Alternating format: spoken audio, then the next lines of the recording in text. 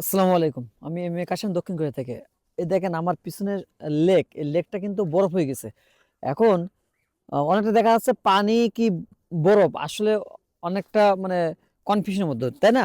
তাই আমি আপনাদেরকে পাথর মেরে এক টুকরা পাথর নিয়ে আমি পাথর মেরে আপনাদেরকে আমি দেখাই আছি এই লেকটা সম্পূর্ণ বরফ হয়ে গেছে। দেখেন, এটা কিন্তু পাথর, সাদা সাদা পাথর, কত সুন্দর সুন্দর সাদা সাদা পাথর। সেটা দেখে সুন্দর। ওই যে দেখো, ওই যে, ওই যে, ঠিক আছে না? তো এটা আসলে কিন্তু লেকটা বরফ হয়ে গেছে। তাই দক্ষিণ কোরিয়াতে এখন প্রচুর পরিমাণ শীত, -15-20। এই 15-20-এ কিন্তু কোনো পানির স্রোতের ব্যবস্থা না থাকে, সেগুলো কিন্তু এই বরফ হয়ে যায়। তো যেহেতু এটা লেক, এটা আবদ্ধ জায়গা, এখানে কোনো স্রোতের ব্যবস্থা নাই, পানি যাতায়াতের ব্যবস্থা নাই, ঠিক এই লেকটা বরফ হয়ে গেছে আর কি। আর এই পাথরগুলো না আমি বাড়ি নিয়ে যাচ্ছি। আমাদের মানে এটাকে সৌন্দর্য বৃদ্ধি করার জন্য নাকি এই পাথরগুলো নিয়ে যাবে বাড়িতে, বাংলাদেশে নিয়ে যাবে। ঠিক আছে, টোটালি কিন্তু সব বরফ।